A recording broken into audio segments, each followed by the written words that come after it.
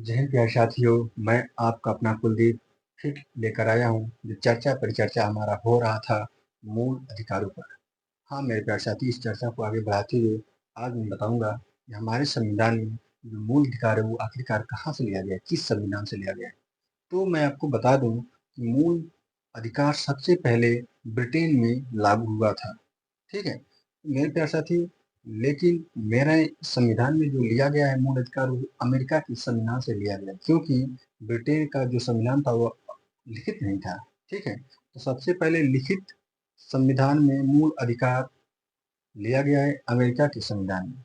तो वहां से हम लोग अपने संविधान में लेते हैं और इसी मूल अधिकार को इसी मूल अधिकार को हमने मैग्ना कार्टा का क्या कहा, इसी मूल अधिकार को हमने संविधान का मैग्ना कार्टा कहा, जो प्राथमिक रूप से व्यक्ति के लिए अनिवार्य है। क्या है?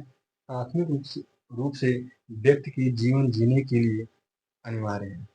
ठीक है, तो मेरे प्यारे साथी, मैं आपको अगर कहूँ तो जीवन जीना इसके बिना संभव नहीं है। ठीक है, जीवन जीना जीवन जीना संभव नहीं है। ठीक है, संभव नहीं है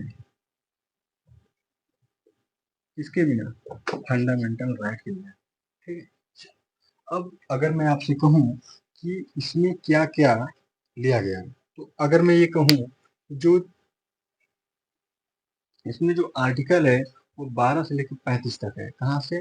12 से लेकर 35 तक है। तो 12 में क्या है, 13 में क्या है, आर्टिकल 14 में क्या है, इन पर भी हम चर्चा करेंगे। एक एक आर्टिकल एक एक वीडियो के माध्यम से मैं आपको बताने का समझाने की कोशिश करूंगा, लेकिन आज मैं बता दूं मूल अधिकारों की जो मेन मेन चीजें हैं। तो ये मेरे भाई, आपको मैं ये बताऊं कि 44वां संविधान संशोधन के द्वारा संपत्ति का जो मौलिक अधिकार था, उसको 300 के अनुसार उसको कानूनी अधिकार बना दिया गया, विधिक अधिकार। ठीक है, उसको हटा दिया गया यहाँ से आर्टिकल आर्टिकल 31 के साथ है। तो मेरे प्यारे साथी, अगर मैं आपसे ये कहूँ कि समता का अधिकार आर्टिकल 14 से 18 तक मिला। किसका? समता का अधिकार पहला मिला। समता बोलूं या समानता बोलूं, समता का अधिकार।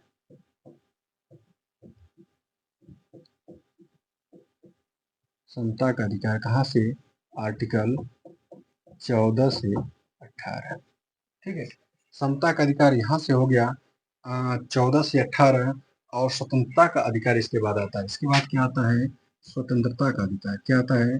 स्वतंत्रता स्वतंत्रता का अधिकार अधिकार। तो ये आपका आएगा आर्टिकल आर्टिकल 19 से 22 तक। तो आर्टिकल 19 से 22 तक आपका जो चर्चा होगा वह स्वतंत्रता का अधिकार, यानी कि इसमें हमारा बोलने की आज़ादी।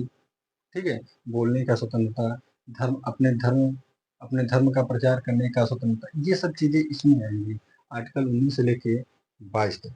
ठीक है, इसी में आपका पढ़ने का भी अधिकार, यानी कि जो आपका फंडामेंटल राइट है एजुकेशन का, वो है आपके आर्टिकल 21A में, जो 6 से 14 वर्ष के बच्चों को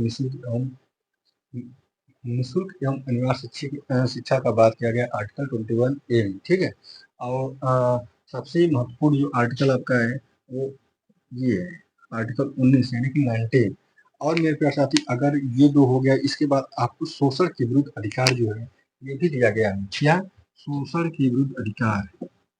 शोषण के विरुद्ध विरुद्ध अधिकार। तो ये जो है, ये अधिकार आपका आर्टिकल 23 से 24 तक है। कहाँ है? 23 से आर्टिकल आर्टिकल 23 से 24 तक शोषण के विरुद्ध अधिकार है। कैसा शोषण? जैसे छुआछूत हो गया। ये अस्पृश्यता का जो सिद्धांत है, ये तो आपके आर्टिकल आर्टिकल 16 या 17 में है। ठीक है, चलो। तो शोषण के विरुद्ध अधिकार, जैसे जो छोटे बच्चे हैं, बधुआ मजदूरी हो गया, जैसे हम लोग गांव में अगर अक्सर देखते हैं तो जो निम्न जाति के लोग होते हैं, उच्च जाति के या फिर जो जमींदार होते हैं, वो क्या करते हैं, वहाँ पर उनको बदुआ मजदूरी यानी कुछ पैसे देते हैं और बेगारी जैसे हो गया कि वो उनसे काम करवाते रहते हैं। इन सब चीज़ों पे हम चर्चा करेंगे। ये आपके आर्टिकल 23 से 24 के बीच में है। इन सब चीज़ों पे चर्चा किया जाएगा। शोषण कैसे किया जाता है, छोटे बच्चों को शोषण कैसे किया जाता है, इन सब चीज़ों पे, ठीक है। स्त्रियों महिलाओं पर भी उनके जाति लिंग के अनुसार उनका शोषण कैसे किया जाता है, इन सब चीज़ों पे हम चर्चा करेंगे आर्टिकल वाइज आर्टिकल। लेकिन एक-एक वीडियो एक-एक आर्टिकल का रहेगा और उसको हम विस्तार से बताने की कोशिश करेंगे आपको। ठीक है प्यारे साथी। अब आता है आपका इसके बाद धार्मिक शिक्षा संबंधी अधिकार जो होता है आपका, धार्मिक शिक्षा संबंधी अधिकार। कौन सा? धार्मिक शिक्षा संबंधी अधिकार। अधिकार ये आपका आता है प्यारे साथी, आपका आर्टिकल 25 से 28। आर्टिकल 25 से 28, ठीक है। इसके बाद आता है आपका, इसके बाद आता है जो आपका संस्कृति, जो आपका कल्चर है, उसके प्रति जो आपका जो अधिकार है, उसको कहते हैं संस्कृति एवं शिक्षा संबंधी अधिकार। ये आपका आर्टिकल आएगा संस्कृति, संस्कृति, संस्कृति एवं शिक्षा संबंधी अधिकार। आपको ज़रा लिस्ट में संस्कृति एवं शिक्षा संबंधी अधिकार, अधिकार, ठीक है। अधिकार ये आपका आएगा आर्टिकल 29 से आपका 30 तक रहेगा, ठीक है। संपत्ति का अधिकार हमने आपको 31 में, इसमें 31 में जो आपका संपत्ति का अधिकार था, उसको 44वां संविधान जो संशोधन 1978 में, उसको वहाँ हटाकर आर्टिकल 300 क के अकॉर्डिंग उसको विधिक अधिकार यानी कि कानूनी अधिकार वहाँ पे दे दिया गया, ठीक है। तो आपका इसके बाद ये पहले था संपत्ति का अधिकार। क्या था? संपत्ति का अधिकार, अधिकार, ठीक है। जो आर्टिकल इसमें था, आर्टिकल 31 में था पूछा थी। तो इन सब चीज़ों पे हम चर्चा करेंगे, ठीक है। इन सब चीज़ों पे हम चर्चा करेंगे आर्टिकल बाय आर्टिकल। तो आज ये हम बताएं और आपको मैं बता दूं इसके बाद मूल अधिकार का जो मूल अधिकार का जो संवैधानिक रूप से इसका जो पार्ट है वो कैसे है, इसे भी आप समझ लीजिए इसी वीडियो के माध्यम से। जैसे अगर कहा जाए कि संवैधानिक रूप से अधिकारों का वर्गीकरण कैसे किया गया, ये भी आप देख लो, ठीक है। कैसे? संवैधानिक रूप से, संवैधानिक रूप से, संवैधानिक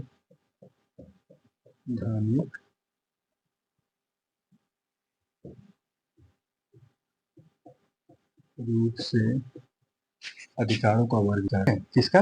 अधिकारों का, अधिकारों का वर्गीकरण, क्लासिफिकेशन, वर्गीकरण, ठीक है। चलो, तो इसमें क्या किया गया, इसको दो दो भागों में डिवाइड किया। इसमें दो वाले में, लेकिन इससे पहले भी ना कुछ चीज ऐसे थे, जैसे इसको हम बता दें कि कौन से, जैसे कुछ ऐसे अधिकार होते हैं कि अगर कोई इंसान या कोई जानवर या कोई भी जीव जंतु अगर ऑटोमेटिक आता है, सांस लेने का, स्वच्छ ऑक्सीजन यानी स्वच्छ वायु अधिकार हो गया, जीवन अधिकार हो गया, भू अधिकार हो गया, इन सब चीजों को क्या है, ये उनका तुरंत उनको ऑटोमेटिक मिल जाता है, ठीक है। तो जैसे अगर कहा जाए कि प्राकृतिक आधार पे जो उनको जो अधिकार मिला है, प्राकृतिक अधिकार जिसे कहा जाए, एक होता है प्राकृतिक अधिकार। क्या होता है? प्राकृतिक, जो हमें नेचर दिया है, प्रकृति ने जो हमें दिया है, उसे प्राकृतिक अधिकार, ठीक है। अधिकार जैसे सांस लेना, ठीक है,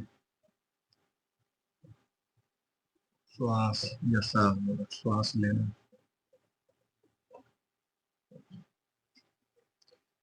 और इसमें क्या है, जैसे मानव, पशु, पक्षी, सभी आ जाएंगे। ऐसा नहीं है कि आप मानव आप सांस लेते हैं तो पशु या पक्षी को सांस नहीं लेने देंगे, क्योंकि हमने बताया था आपको कि अधिकार क्या होता है। अधिकार मेरे प्यारे साथी, अधिकार एक वैचारिक अधिकार जो होता है, हमने आपको बताया था कि एक वैचारिक मांग होता है जो समाज द्वारा स्वीकृति स्वीकृति होता है, मान्य होता है, और होता है कि राज्य इसको लागू करता है। ठीक है? तो अब मानव, पशु, पक्षी ये सब हो गया। फिर आपका दूसरा आता है, आपका जैसे अगर मैं कहूँ प्राकृतिक अधिकार हो गया, तो इसके बाद मानवाधिकार जो होता है। ठीक है? जैसे मानवाधिकार में क्या हो गया कि मानव का कुछ न कुछ अधिकार होता है, मानवाधिकार, इसी को बोलते हैं मानवाधिकार। जैसे क्या हो गया, आप लोग आए दिन देखते हैं चर्चा कि मानहानि का कोई दावा ठोक दिया, या फिर किसी के जाति विशेष विशेष जाति या वर्ग समूह पर अत्याचार हो रहा है, जैसे कश्मीर में, या फिर मतलब जहाँ भी होता है। ऐसे नहीं कि कश्मीरी में होता है, बहुत जगह होता है। हमारे इंडिया के हर एक क्षेत्र में, हर एक कोने में किसी न किसी जाति या धर्म को लेकर किसी कोई न कोई उन्माद या और ऐसे नफरत फैलाते रहते हैं, और सरकारें भी उनका कहीं न कहीं, जैसे बंगाल, पश्चिम बंगाल में कोई न कोई सपोर्ट करता है। ठीक है? उनको ऐसे हिंसा हिंसा भड़काने के लिए मणिपुर हो गया आपका, वहाँ पे क्या होता है कि जो जो सज्जन लोग हैं, जो इन सब चीज़ों में भाग नहीं लेते, फिर भी उनके ऊपर अत्याचार किया जाता है। जो औरतें होती हैं, लड़कियाँ होती हैं, उन पर भी अत्याचार करते हैं, शोषण करते हैं। इन सब चीज़ों के लिए एक कमेटी बनाया गया था। जैसे ये कमेटी विश्व स्तर पे बनाया गया था यूएनओ में। फिर उसके बाद सभी देश अपने-अपने यहाँ एक-एक उसका विभाग बनाया। ठीक है? जैसे कहते हैं मानवाधिकार, ठीक है, विभाग। तो मेरे प्यारे साथी, जैसे कि यूएनओ में ये बना था 1948 में शायद, ठीक है? 1948 में शायद बना था ये मानवाधिकार, ठीक है? और आपका इसके बाद आता है आपका विधिक अधिकार। क्या आता है? विधिक अधिकार। अब ये विधिक अधिकार जो है, इसी में विधिक अधिकार, ठीक है? ये तीसरा क्या हो गया आपका? विधिक अधिकार हो गया। अब इसमें क्या होता है कि ये 2 टाइप के होते हैं। कितने टाइप के? एक संवैधानिक होता है, संवैधानिक होता है, ठीक है? संवैधानिक होता है, और एक होता है सांविधिक, सांविधिक। क्या होता है? सांविधिक, सांविधिक, ठीक है? अब जैसे क्या होता है मेरे प्यारे साथी ना, ये संवैधानिक है, ये क्या है? सांविधिक है। तो ये जो संवैधानिक है, जिसका संविधान में उल्लेख किया गया है, इसी को बोलते हैं मूल अधिकार। क्या बोलते हैं? मूल अधिकार। क्या बोलते हैं मेरे साथी? मूल अधिकार। इसी को बोलते हैं फंडामेंटल राइट। असांविधिक क्या होता है कि जैसे जिस आवश्यकता के अनुसार जो कानून अलग से बनाया जाता है, जोड़ा जाता है उसमें, जैसे आरटीआई आपका आया था 2005 में शायद ना, 2005 में 5 में आया था आपका आरटीआई, ठीक है? सूचना का अधिकार। इसका सूचना का अधिकार ये आया था आपका 2005 में, ये आया था आपका, ठीक है? और ये हो गया आपका फंडामेंटल राइट। तो ये चीजें अगर आपको दिख रही हैं और ये चीजें आपको समझ में आ रही हैं, तो आप लोग लाइक कमेंट जरूर कीजिएगा। और मेरे प्यारे साथी, जैसे प्राकृतिक अधिकार, मानवाधिकार क्या होता है? मानव का ये एक अधिकार होता है, ठीक है? चाहे वो स्त्री हो चाहे पुरुष हो, उनको अगर इस पृथ्वी पे आ गए तो उनका एक अधिकार होता है, चाहे सांस लेने का हो, ठीक है? अब उनके प्रति अगर कोई शोषण कर रहा है या कुछ भी कर रहा है, तो वहाँ पर मानवाधिकार एक कमेटी बनाया गया है। जैसे आप उनको गलत नहीं कर सकते हैं, पब्लिक प्लेस पे उनको गाली नहीं दे सकते हैं, या फिर उनको कोई झूठा आरोप नहीं लगा सकते। इन सब चीज़ें आप नहीं कर सकती हैं, ठीक है? तो प्यारे साथी, ये सब अगर कोई करता है तो आप कानूनी कार्रवाई कर सकते हैं, ये कहने का मतलब है, ठीक है? तो आज का सेशन कैसा रहा, आप लोग कमेंट करके ज़रूर बताइएगा, और अपना विचार रखिएगा कि ये जो क्लासेस मैं लेकर आ रहा हूँ, क्या आपके लिए ये हेल्पफुल है कि नहीं है। क्या साथी, आज के लिए बस इतना ही। कल मैं आपको स्टार्ट करूँगा आर्टिकल 12। आर्टिकल 12 में क्या है, आप लोग पढ़ के आइएगा। और आर्टिकल 12 में राज्य का परिभाषा दिया गया है और राज्यों के बारे में बताया गया। तो राज्य किसे कहते हैं, कौन कौन राज्य के अंतर्गत आते हैं, आप लोग कल तैयारी करके आइएगा, फिर मुझे बताइएगा। ठीक है, तो आज के लिए इतना ही। धन्यवाद। राधे।